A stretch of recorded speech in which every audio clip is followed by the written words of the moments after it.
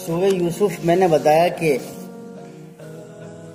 بھائیوں نے حسد کی خاطر جو ہے ان کو کنویں میں ڈال دیا، اور یہ ایسے پیغمبر ہیں جنہیں اللہ سبحانہ و تعالی نے سب سے کم عمر میں نبوت عطا کی ہے۔ اتنے اولو العزم پیغمبر ہیں یوسف علیہ السلام۔ خاصیات تو بہت ہیں ان کی، اگر میں شمار کرانا چاہوں تو بہت سارا وقت چاہیے۔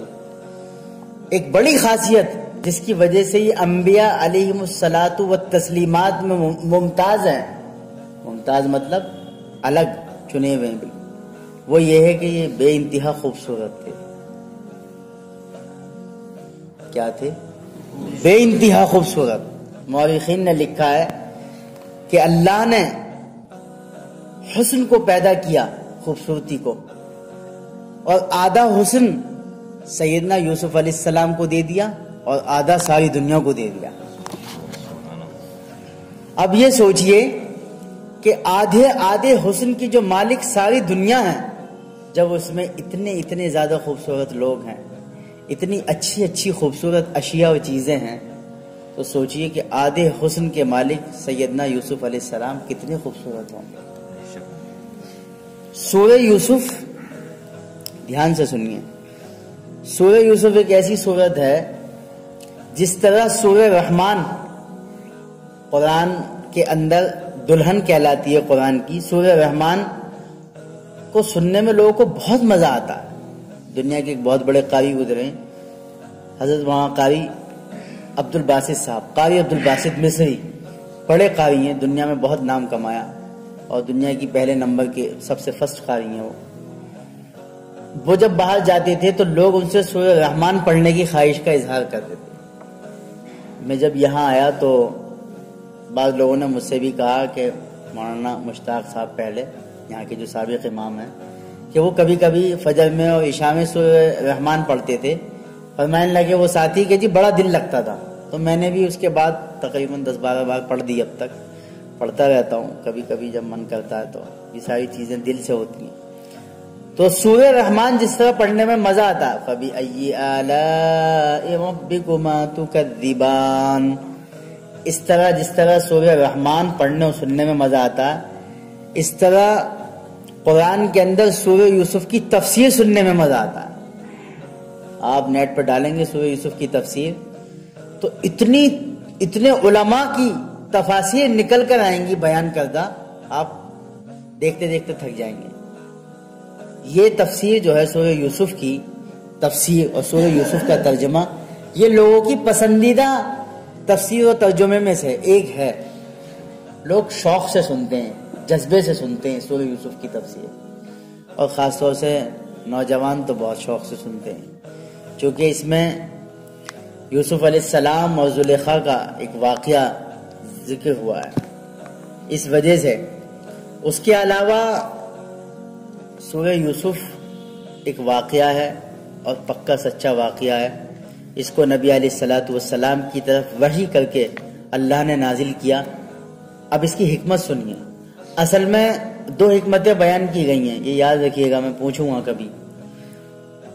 ایک تو یہ کہ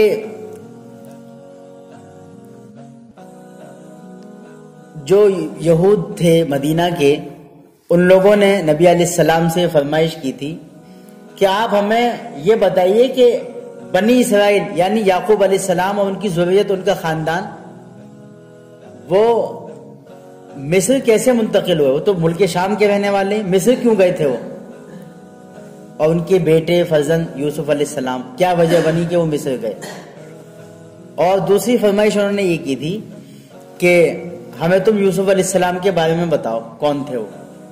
اب ان کا قصہ قرآن میں ذکر کرنے سے پہلے زیادہ مشہور نہیں تھا، تو اس لیے میں کہتا ہوں کہ قرآن کا اعجاز معجزہ ہے۔ قرآن نے جس چیز کو ذکر کر دیا وہ ساری دنیا میں فہم ہو گیا، مشہور ہو گیا، الحمدللہ، یہ قرآن کا معجزہ۔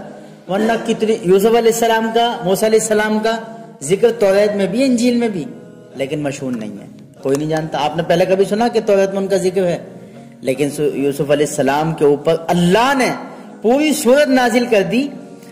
سورہ یوسف پوری کی پوری مکی ہے، 4 آیتوں کو چھوڑ کر۔ وہ کون سی ہیں؟ جب وہ 4 آیتیں آئیں گی انشاءاللہ بتائیں گے۔ یہ 4 آیتیں مدنی ہیں۔ پوری کی مکی ہے، اور اس میں 111 آیتن 111 آیتیں ہیں، اور 12 رکوعاً 12 رکوع ہیں اس میں سورت کے اندر.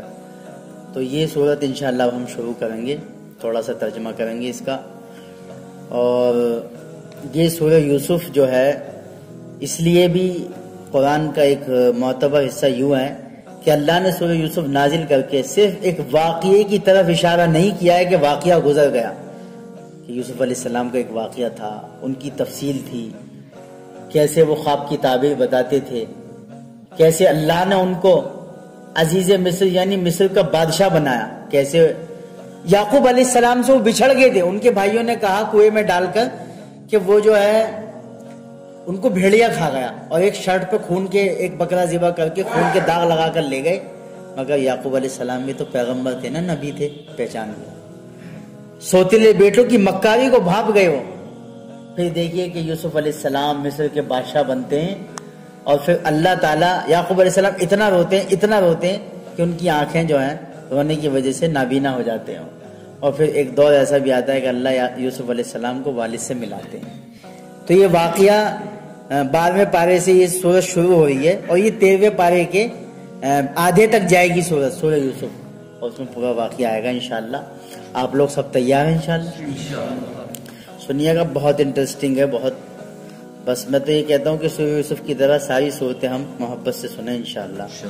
الف لام را تلک آیات الکتاب المبین. الف لام را حروف مقطعات میں اس کے معنی اللہ اور اس کے حبیب صلی اللہ علیہ وسلم کے علاوہ کسی کو معلوم نہیں. بعض لوگوں نے کہا ہے کہ اللہ کے نبی کو بھی معلوم نہیں، اللہ نے اس کو راز رکھا ہے. تلک آیات الکتاب المبین، یہ واضح کتاب کی آیتیں ہیں، یعنی واضح کتاب یعنی قرآن کی آیتیں ہیں. واضح کتاب یعنی واضح قرآن کی آیتیں ہیں، یعنی یہ قرآن جس میں ذرا بھی شک و شبے کی گنجائش نہیں، اس کی آیتیں ہیں. اور ان آیتوں میں آگے واقعہ ہونے والا واقعہ ہے. اِنَّا أَنزَلْنَاهُ قُرْآنًا عَرَبِيًّا لَعَلَّكُمْ تَعْقِلُونَ. یقیناً ہم نے اس کو یعنی کس کو؟ قرآن کو. ہم نے اس کو یعنی قرآن کو عربی زبان میں اتارا ہے تاکہ تم سمجھو. یہ کس سے پتہ ہے کس سے مخاطب ہے اللہ؟ یہ اہل عرب سے، عرب والوں سے. اور یہ کہا کہ ہم نے یہ تمہاری زبان میں اتارا. تم کون ہو؟ تم عربی ہو نا، ہم نے عربی میں ہی اتارا تاکہ تم اس کو ڈھنگ سے سمجھو. یا تو یہ اشارہ ہے کہ تم نے جو ہمارے نبی حضرت محمد صلی اللہ علیہ وسلم میرے محبوب سے سوال کیا یوسف علیہ السلام کے بارے میں، تو ہم نے یوسف علیہ السلام کے واقعے کو عربی میں اتارا ہے تاکہ تم سمجھو. نحن نقص عليك احسن القصص بما اوحينا اليك هذا القرآن. ہم اس قرآن کو آپ کی طرف بھیج کر، وحی کے ذریعے اس قرآن کو آپ کی طرف بھیج کر، اللہ اپنے حبیب سے، محبوب سے مخاطب ہے یعنی محمد صلی اللہ علیہ وسلم سے. ہم اس قرآن کو آپ کی طرف بھیج کر اس کے ذریعے سے ایک بڑا عمدہ قصہ بیان کریں گے. ہم اس قرآن کو وحی کے ذریعے آپ کی طرف بھیج کر اس کے ذریعے سے ایک عمدہ اور بڑا قصہ بیان کرتے ہیں. وَإِن كُنتَ مِن قَبْلِهِ لَمِنَ الْغَافِلِينَ. اور آپ اس سے پہلے یعنی ہمارے اس قصے کے بیان کرنے سے پہلے اور آپ کو بتانے سے پہلے، اور آپ اس سے پہلے بے خبروں میں سے تھے. غافل تو نہیں کہیں گے آپ علیہ السلام کو، لیکن ترجمہ اس کا یہ کہا کہ آپ بے خبر تھے، مطلب یعنی ہم نے تو آپ کو یہ واقعہ بتایا، آپ کو تھوڑی نہ پتا تھا. جس طرح ان یہود مدینہ کو، ان مشرکین مکہ کو پتہ نہیں تھا، اس طرح آپ کو بھی پتہ نہیں تھا.